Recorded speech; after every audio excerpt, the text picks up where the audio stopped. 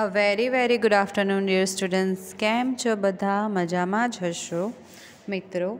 આજે આપણે સામાજિક વિજ્ઞાન વિષયનો અભ્યાસ કરવાના છે. સામાજિક વિજ્ઞાન વિષયમાં આપણે તમારો 8મો પાઠ શરૂ કરેલો હતો, ભારત વર્ષની ભવ્યતા. એ પાઠમાં આપણે પ્રાચીન ભારત આપણું કેટલું ભવ્ય હતું તેના વિશે આપણે જાણકારી મેળવીએ છીએ.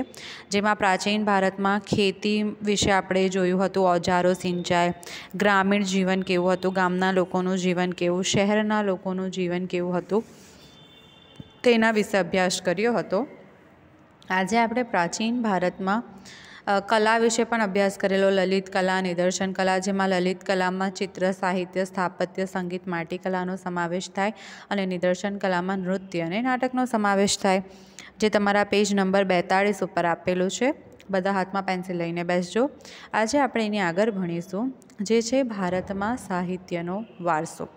સાહિત્ય એટલે કે આપણું પુસ્તક, કે ભારતમાં સાહિત્યનો કયો વારસો છે, કયા કયા સાહિત્યો લખાયેલા છે આપણા ભારત દેશમાં, તેના વિશે અભ્યાસ કરવાના છે. તો ચાલો મિત્રો આપણે શરૂ કરીએ. જુઓ તમારી બુકમાં પેજ નંબર 42 ઉપર, અહીંયાથી આપણું બાકી છે, તો આજે આપણે જોઈશું ભારતમાં સાહિત્યનો વારસો. ભારતીય સાહિત્ય ધાર્મિક, ધર્મેતર અને વિદેશી મુસાફરોના વર્ણનો એમ 3 ભાગમાં વહેંચાયેલું છે. જુઓ, ધાર્મિક, ધર્મેતર એટલે કે ધર્મ સિવાયનો, અને વિદેશી મુસાફરોએ જેટલા વર્ણનો લખેલા હોય છે તે. ધાર્મિક સાહિત્યમાં જુઓ, ભારતના સૌથી પ્રાચીન ધાર્મિક સાહિત્યમાં વેદોનો સમાવેશ થાય છે. આપણને ખબર છે આપણા 4 વેદો છે, ઋગ્વેદ, યજુર્વેદ, સામવેદ અને અથર્વવેદ. આ 4 વેદોનો સમાવેશ થાય છે. વેદોને સમજાવવા માટે બ્રાહ્મણ ગ્રંથો અને આરણ્યકોની રચના કરવામાં આવી. શેને સમજાવવા માટે? ખાસ અંડરલાઇન કરજો. જુઓ, વેદોને સમજાવવા માટે, એક મિનિટ મિત્રો,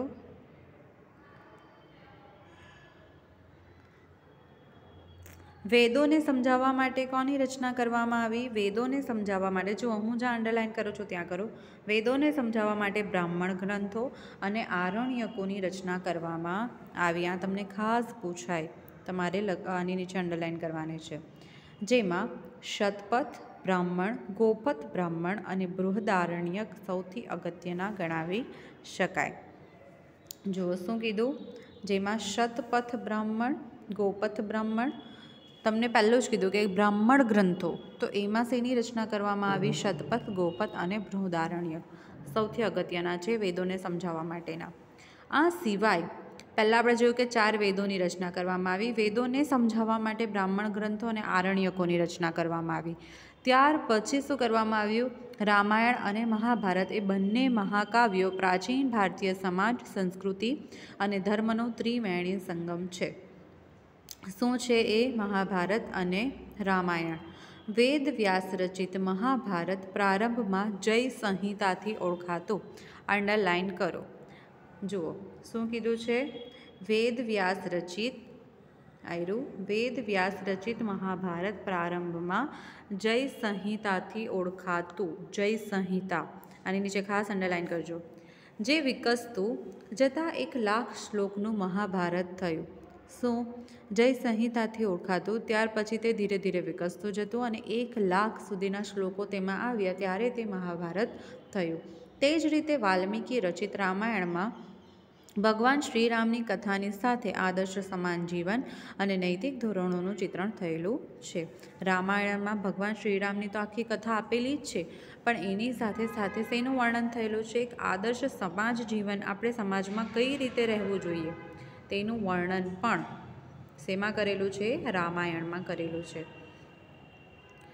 108 જેટલા ઉપનિષદો ભારતીય ચિંતનના મહામૂલક ગ્રંથો છે. કેટલા ઉપનિષદો? અંડરલાઇન કરો. 108 જેટલા ઉપનિષદો, સોરી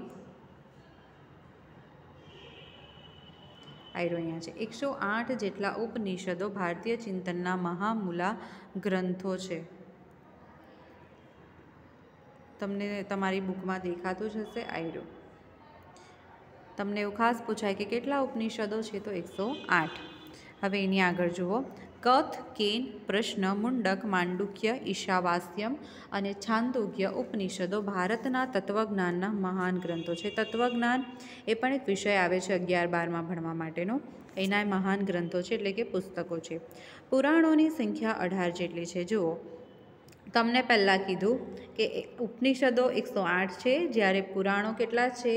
18, જેમાં વિષ્ણુ પુરાણ, ગરુડ પુરાણ, વાયુ પુરાણ અને મત્સ્ય પુરાણ તેમજ ભાગવત વિશિષ્ટ ગ્રંથો તરીકે ખ્યાત થયા છે. આટલા પુરાણો છે, જેમાંથી તમને અમુકના નામ તો સાંભળેલા હશે અને અમુક વાંચેલા પણ હશે. હવે આગળ જુઓ. બૌદ્ધ અને જૈન ધર્મના મહાન ગ્રંથોમાંથી આપણને સમાજ જીવન અને ધર્મની માહિતી મળે છે. આપણે આગળ જ મહાવીર સ્વામી, ગૌતમ બુદ્ધ બધા જ વિશે ભણી ગયા. તેમાં આપણે જોયેલું બૌદ્ધ ધર્મનું જે ત્રિપિટક છે, બરાબર, પછી અભિધમ્મ પિટક, આ બધા જ બૌદ્ધ ધર્મના શું છે? મુખ્ય ગ્રંથો છે. જેવી રીતે આપણું મહાભારત છે, રામાયણ છે, એવી જ રીતે બૌદ્ધ ધર્મનું શું છે? ત્રિપિટક.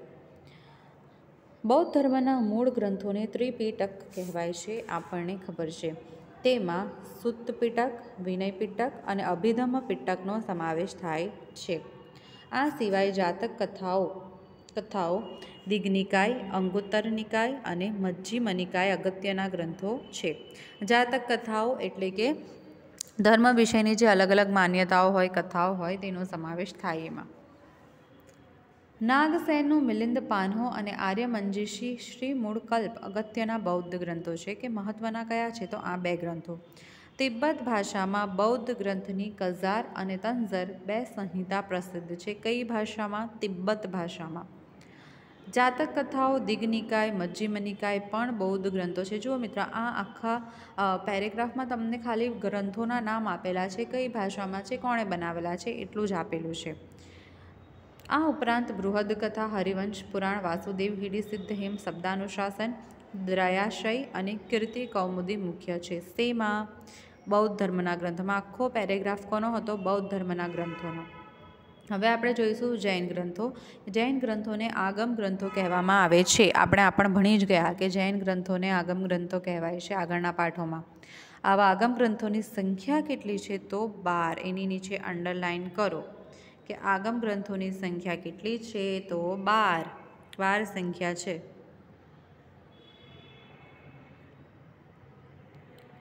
જૈન ધર્મનું પ્રાચીન સાહિત્ય 14 પર્વ અને 12 અંગમાં વહેંચાયેલું છે. જેવી રીતે આપણું જે પુસ્તક હોય, આપણું જે ગ્રંથ હોય તે શ્લોક હોય, પછી કથા હોય, એવી રીતે 1-2 શ્લોક આપેલા હોય, પુરાણો આપેલા હોય. એની અંદર અમારો જે કુરાન હોય, કુરાનમાં પણ પાઠ જેવું આપેલું હોય, એક પાઠ, બીજો પાઠ, ત્રીજો પાઠ, એ રીતે હોય. એવી રીતે મહાભારતમાં પણ આવા ભાગો પાડેલા હોય. એવી જ રીતે જૈન ધર્મમાં પણ શું છે? 14 પર્વ અને 12 અંગ, એવી રીતે એમના ભાગ પાડેલા છે. મુખ્ય ગ્રંથોમાં આગમો, આચાર અંગ અને વૈતાલિક, દશાવૈતાલિક સૂત્ર અગત્યના છે. આપણે ખાલી એટલું યાદ રાખવાનું કે બૌદ્ધ ધર્મના ગ્રંથોને શું કહેવાય? જૈન ધર્મના ગ્રંથોને શું કહેવાય? અને જૈન ધર્મના કેટલા ગ્રંથો છે? તો 12. બસ આટલું યાદ રાખવાની જરૂર છે. હવે જુઓ, ધાર્મિક સાહિત્યો તો આપણે જોઈ લીધા, બધા અલગ અલગ ધર્મના સાહિત્યો. હિન્દુમાં જે વેદો છે, વેદો હતા, પછી રામાયણ, મહાભારત આવ્યું, પછી બૌદ્ધ અને જૈન ધર્મના સાહિત્ય આવ્યા. હવે આપણે જોઈશું ધર્મેતર સાહિત્ય. ધર્મ સિવાયના સાહિત્ય, ધર્મથી બીજા, જેમની વિષય વસ્તુ ધર્મની બહાર છે, તેવા સાહિત્યિક ગ્રંથો ધર્મેતર સાહિત્ય તરીકે ઓળખાય છે. વિષય વસ્તુ ધર્મની બહાર છે એવા સાહિત્યો. તેમાં મોટે ભાગે કાવ્યો, નાટકો, પ્રશસ્તિઓ, વ્યાકરણ ગ્રંથો અને સ્મૃતિઓનો સમાવેશ થાય છે. આ સ્મૃતિઓ એ ભારતના કાયદા ગ્રંથો છે, જેમાં મનુસ્મૃતિ, યાજ્ઞવલ્ક્ય સ્મૃતિ અને નારદ સ્મૃતિનો સમાવેશ થાય છે. કૌટિલ્યનું અર્થશાસ્ત્ર પણ એક કાયદા ગ્રંથ છે. કાયદા ગ્રંથ હોવું એટલે કે એમાં આપણને કંઈક સૂચનો કરે, કંઈક કાયદાઓ બતાવે કે જો તમે આમ કરો તો આમ થાય. એના પરથી આપણે હમણાં શીખીએ. તે બધા કાયદા ગ્રંથો છે કે જે આપણને આપણે કઈ રીતે રહેવું, કઈ રીતે કાયદાઓ ચલાવવા, કયા કાયદા બરાબર છે, કયા કાયદા એ લોકોએ ઉપયોગમાં લીધેલા પણ હવે ઉપયોગમાં લેવા જેવા નથી, એ બધું જ આ કાયદા ગ્રંથોમાં આવેલું છે. જે પ્રાચીન ભારતની બધી શું કહેવાય પુસ્તકો છે, પ્રાચીન ભારતના પુસ્તકો છે, કાવ્યો છે, પાઠો છે, બધું જ આપણને કંઈક ને કંઈક શીખવી જાય. તો એ બધું આપણા માટે એક સ્મૃતિઓ છે. પ્રાચીન, હવે સામેના પેજ ઉપર આપો, પેજ નંબર 43. પ્રાચીન ભારતમાં મોટા પ્રમાણમાં નાટકો અને કાવ્યોની જ રચના થઈ છે, આપણને ખબર છે. આગળ આપણે ઘણા બધા પુસ્તકો વિશે અભ્યાસ કર્યો, જેમાં મહાકવિ ભાસ, કાલિદાસ, શુદ્રક, ભારવી જેવા મહાન સાહિત્યકારોનો સમાવેશ થાય છે. આવા અગત્યના મહાકાવ્યો અને નાટકોમાં અભિજ્ઞાન શાકુંતલમ, રઘુવંશમ, મેઘદૂતમ, કિરાતાર્જુનીયમ, સ્વપ્નવાસવદત્તમ અને મૃચ્છકટિકમ વગેરેનો સમાવેશ થાય છે. જુઓ, ઉપર એ બધા કવિઓના નામ આપેલા છે અને નીચે એમના ગ્રંથોના નામ આપેલા છે. દક્ષિણ ભારતમાં એક વિશિષ્ટ સાહિત્ય જેને સંગમ સાહિત્ય કહેવામાં આવે છે, તેની રચના ઈસવીસનની પ્રથમ 3 સદીઓમાં થઈ હતી. અંડરલાઇન કરો. 1 મિનિટ મિત્રો. જો દક્ષિણ ભારતમાં એક વિશિષ્ટ સાહિત્ય જેને સંગમ સાહિત્ય કહેવામાં આવે છે, તેની રચના ઈસવીસનની પ્રથમ 3 સદીઓમાં થઈ હતી. હવે એની પછી પણ કરો. મદુરાઈમાં 3 સંગમમાં 1600 જેટલા લોકકવિઓએ વીર કાવ્યની રચના કરી. આ ઇમ્પોર્ટન્ટ છે તમારા માટે. હવે આગળ જુઓ. સંસ્કૃત ભાષામાં સર્વશ્રેષ્ઠ વ્યાકરણ ગ્રંથ પાણિનીનું અષ્ટાધ્યાયી છે. જે પાણિની જે એક લેખકનું નામ છે, તેનું કાવ્ય, તેના પુસ્તકનું નામ શું છે? અષ્ટાધ્યાયી, જે ઈસવીસન પૂર્વે 5મી સદીમાં રચાયું હતું. અશોકના શિલાલેખો પણ પ્રાચીન ભારતના ઇતિહાસ, મૌર્ય સામ્રાજ્યના વહીવટી તંત્રો તથા બૌદ્ધ ધર્મના નૈતિક નિયમો વિશે માહિતી આપે છે. અશોકના શિલાલેખ આપણે જોયું કે શિલાલેખ છે, પથ્થર પર કોતરાયેલું છે એ બધું, તો તે પણ શું આપણને પ્રાચીન ભારતના નિયમોની માહિતી આપે છે કે આપણે કઈ રીતે વહીવટ કરવો જોઈએ, એ લોકો એ સમયે કઈ રીતે વહીવટ કરતા એ બધું. ગુપ્તકાળમાં પ્રશસ્તિ કાવ્યો અને ગ્રંથોનો ઘણો વિકાસ થયો. ગુપ્તકાળમાં, જે સુવર્ણયુગ છે. સમુદ્રગુપ્તની પ્રયાગ પ્રશસ્તિના લેખક હરિસેન હતા. તે ઉદયગીરીની ચંદ્રગુપ્ત દ્વિતીયની પ્રશસ્તિના લેખક વીરસેન સાબા હતા. બાણે હર્ષચરિતમમાં હર્ષની પ્રશસ્તિ કરી છે. પ્રશસ્તિ એટલે કે એની તારીફ કરવી, એના વખાણ કરવા કે એ ખૂબ સારો રાજા હતો, એણે આ રીતે રાજ્ય કર્યું, આ રીતે પોતાના લોકોને રાખ્યા, આ રીતે પોતાના લોકોની મુશ્કેલીઓને દૂર કરી, તેણે નગર રચના કઈ રીતે ચલાવી, એ કઈ રીતે કર ઉઘરાવતા, એ લોકો સાથે કઈ રીતે વાત કરતા, આ બધું જ એ લોકોએ જે પ્રશસ્તિ કરીને કોઈક પરફેક્ટ રાજા ઉપર જો કોઈ લખેલું હોય તો તે એની પ્રશસ્તિ કરેલી કહેવાય. હવે જુઓ આગળનું. વિદેશ, પહેલાં આપણે જોયું ધાર્મિક સાહિત્ય, ધર્મને લગતું સાહિત્ય, પછી જોયું ધર્મેતર કે ધર્મ સિવાયના સાહિત્યો. હવે શું જોવાના છે? વિદેશી મુસાફરોના વર્ણનો, કે આપણા દેશની બહારના લોકો જ્યારે આપણા દેશમાં આવે ત્યારે એ પણ અહીંયા આવીને આપણા દેશ વિશે કંઈક વર્ણન કરે કે આ દેશ અમને આવો લાગ્યો, ભારત દેશમાં આવું છે, આવું છે. તો એ બધા વર્ણનો કે જે પ્રાચીન ભારતમાં આપણા જે વિદેશી મુસાફરો આવ્યા હતા, તો એ વિદેશી મુસાફરોએ કયા કયા પુસ્તકો લખ્યા આપણા ભારત વિશે, તે છે.